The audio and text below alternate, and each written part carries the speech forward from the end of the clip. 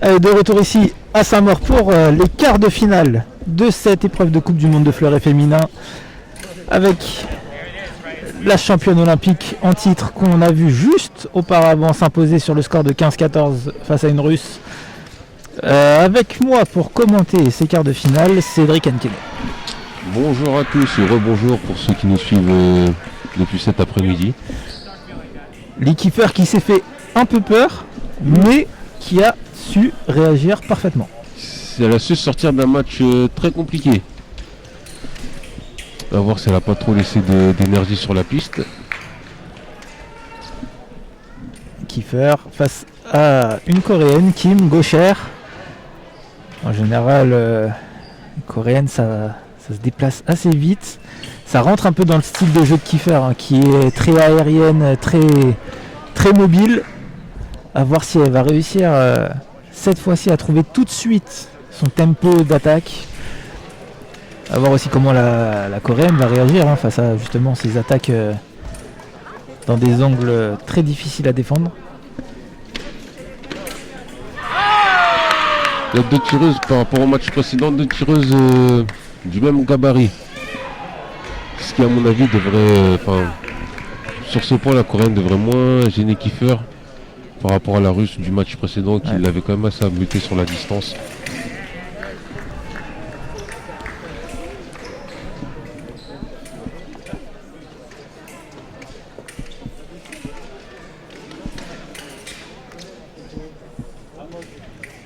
Kiefer qui est patiente, qui ne va pas attaquer tout de suite, qui essaye de surprendre la coréenne.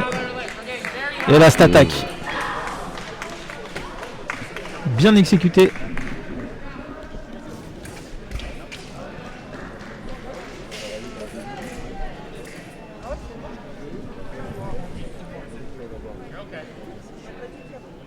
Et Kiefer, l'américaine, qui prend le score 3-2 à son avantage. Tout à l'heure, c'était plus décousu, ça prenait l'avantage, ça se rendait un peu coup pour coup. Là, on va voir si elle va réussir à prendre le large aussi, pour essayer de se rassurer et d'être dans une position confortable assez rapidement.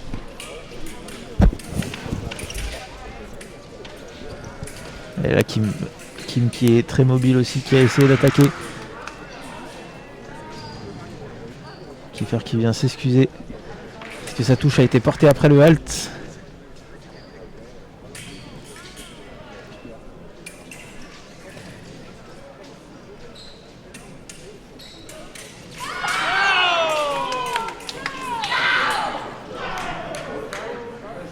Ça se regarde beaucoup et d'un coup ça déclenche très fort.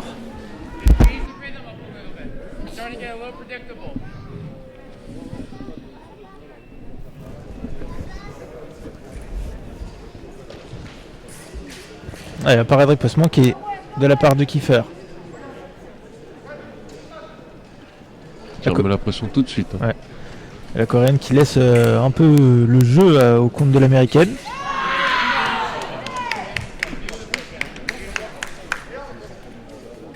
Oh, grosse phase là. De corps à corps.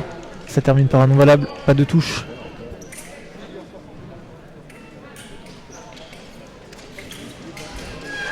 Et l'attaque bien poussée par l'américaine Kiefer.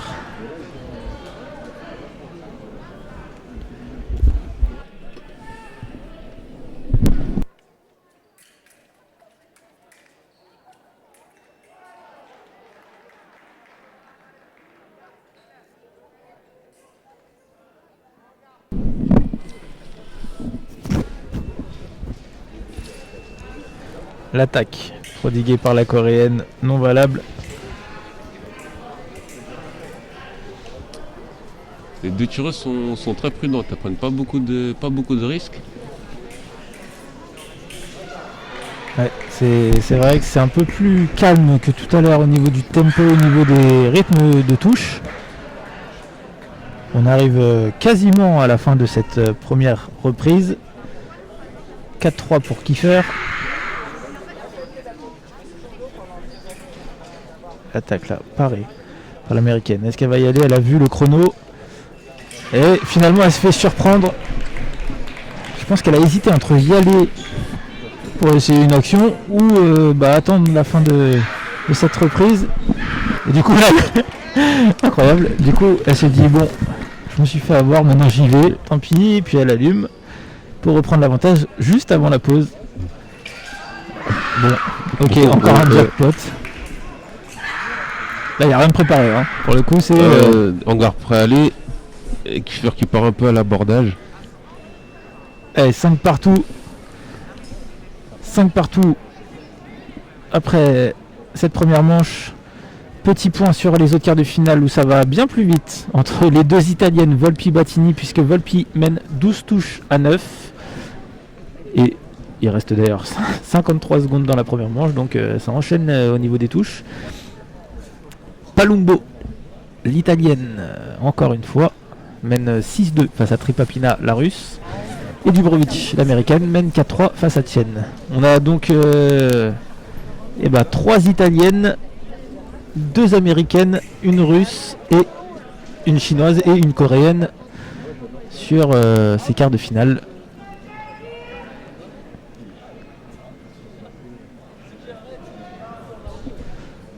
On aura forcément une italienne en demi. Reste à savoir entre Volpi et Battini. Volpi qui est bien parti, puisqu'elle vient d'inscrire la 14e touche. Volpi qui a remporté cette édition de Saint-Maur, je crois, il y a de cela 2 ans. 2 ans, il aurait dit 2 ans également. Et voilà, victoire de Volpi donc qui se qualifie pour les demi-finales de cette compétition à Saint-Maur. Alors que c'est reparti entre Kim et Kiefer. Et Kim qui reprend l'avantage, 6 touches à 5. On a l'impression de revivre finalement le match face à la Russe. Elle a pris l'avantage et puis... Un peu dans le dur Kiefer depuis 2 matchs.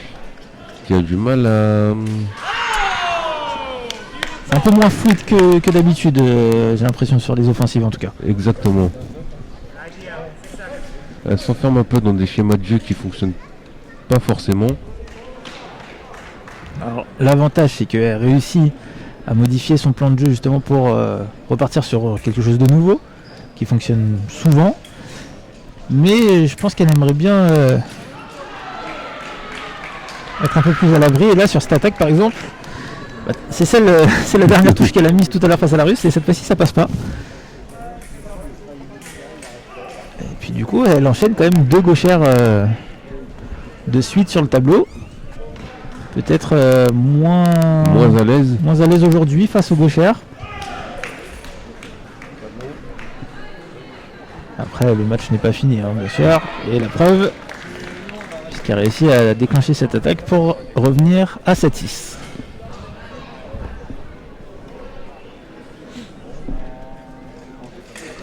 Et là encore, cette action pour égaliser à 7 partout.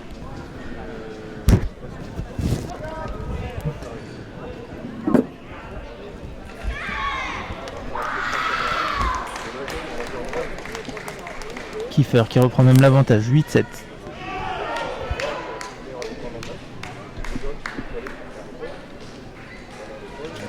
L'attaque ici qui tombe dans le vide, la coréenne qui va repartir. Une bonne préparation au niveau des jambes, ça finit fort de pointe, mais c'est non valable.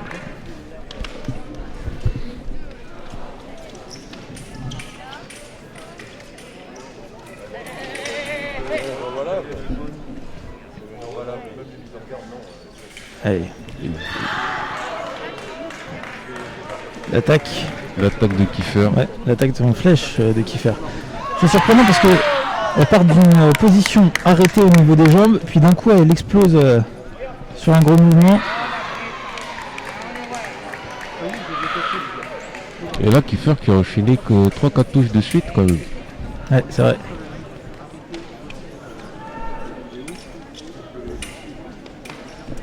Alors, petite vidéo réclamée par Kiefer. Et là, par riposte, accordé à Kim. 9-8.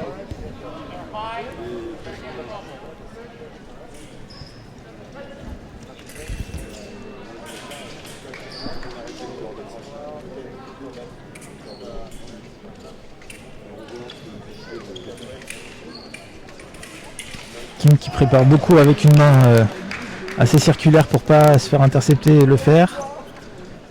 Kiefer qui regarde pas trop, qui fait son jeu tranquillement en défensive.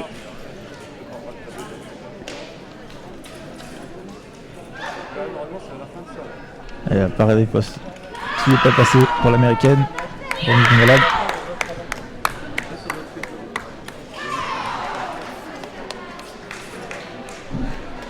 Kim aussi qui prend pas énormément de risques sur ses attaques. Elle essaye des touches assez sûres sans trop en donner pour pas tomber trop court dans le vide. Là encore, bon passage de pointe mais non valable.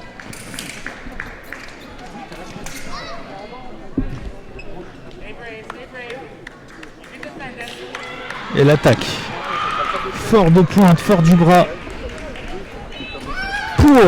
Pour revenir à l'égalité. C'est un peu le maître mot de la journée, j'ai l'impression, sur les matchs de Kiefer. On a deux tireuses qui s'observent beaucoup, qui prennent leur temps avant de déclencher une action. Qui se méfient peut-être un peu l'une de l'autre.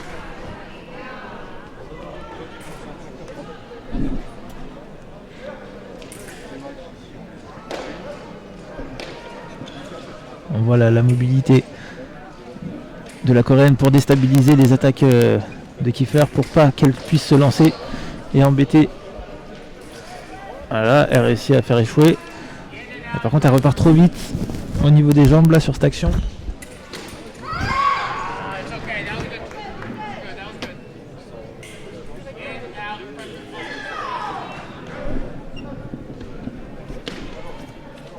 Partout, on est dans la deuxième reprise, 1 minute encore dans cette manche.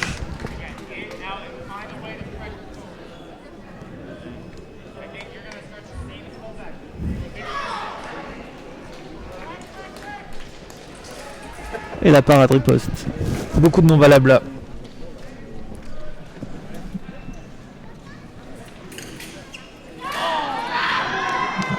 Cette action qui est bien faite de la part de Kiefer. 19 qui reprend l'avantage. Question, c'est pour combien de temps?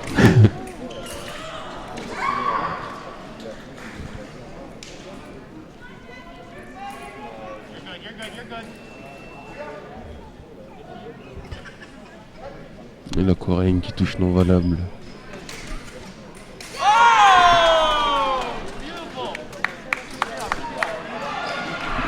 Et ben voilà.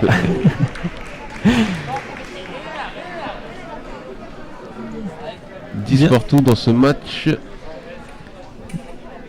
Encore une fois, bien difficile de savoir déjà qui va mettre la prochaine touche. Tant ça se rend touche pour tous du coup. Et là l'attaque Kiefer.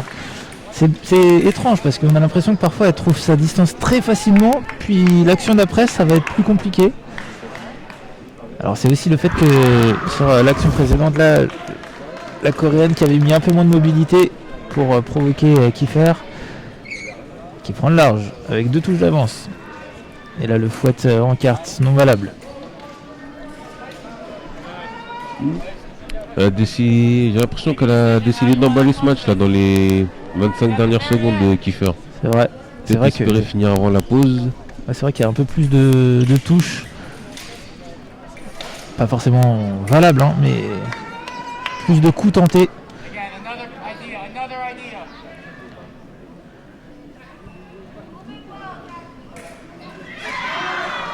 L'attaque au fer, oui.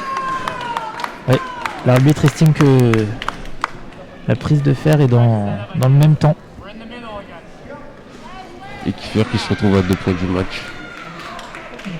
Là, c'est la Coréenne qui est partie en première. 13-11.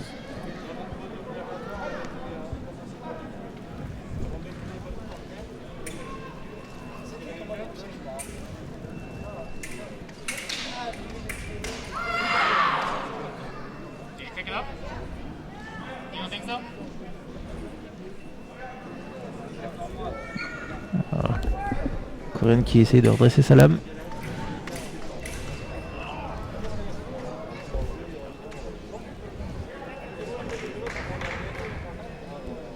Et on repart pour la fin de cette deuxième reprise. Il reste un petit peu moins de 15 secondes. Là, Kiefer qui tente une attaque qui est complètement passée au travers, qui permet à la coréenne de placer sa contre-attaque et de revenir à une touche. 13-12. Ils sont serrés aujourd'hui ces matchs à Kiefer, il n'y a rien de facile. Parfois il y a des joueurs comme ça où c'est dans la difficulté mais ça marche quand même. Pour le moment c'est le cas pour elle. Et la préparation de jambes là, on le sentait venir. Hein. Cet emballement un petit peu, surtout du pied avant. C'est marrant, dans ces matchs, souvent dans les 5 dernières secondes, elle essaye toujours de placer une ou deux touches. Pour l'instant ça lui réussit pas trop. Ouais. Et du coup, 13 partout, pause. Coach qui va devoir rassurer.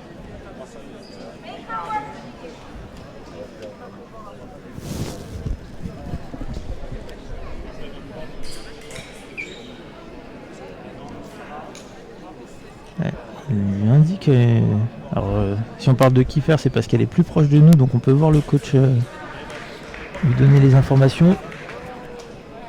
Et du coup, j'avais l'impression en tout cas qu'il lui demandait d'avoir la main plus basse sur le final d'action pour essayer comme de contourner un peu la main de la coréenne. Alors que du côté de la coréenne, on est déjà prêt à repartir. Sur les autres matchs, Palumbo mène 10-7, Dubrovic mène 13-9. Et on vous rappelle que Alice Volpi sera en demi-finale après sa victoire face à Battini.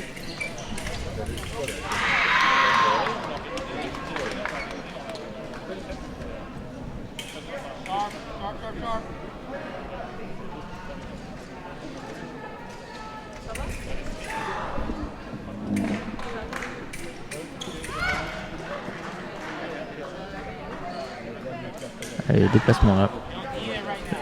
La mobilité. Et par contre, ouais, la coréenne qui enchaîne pas. Elle s'est très tôt arrêtée. Hein.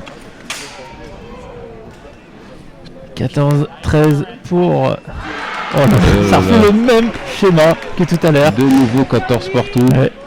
C'était encore sur. À 14-13, c'était encore une action ratée de Kiefer. Alors, qu'est-ce qu'elle va nous refaire? Elle va faire une petite attaque. Est-ce qu'elle va nous retenter son fouetté en carte? Ce serait pas un faux que en carte, mais une belle parade au poste. C'est quand même impressionnant, hein, malgré le fait qu'elle mène, qu'elle se fasse remonter, elle arrive quand même à finir ses matchs. Ouais.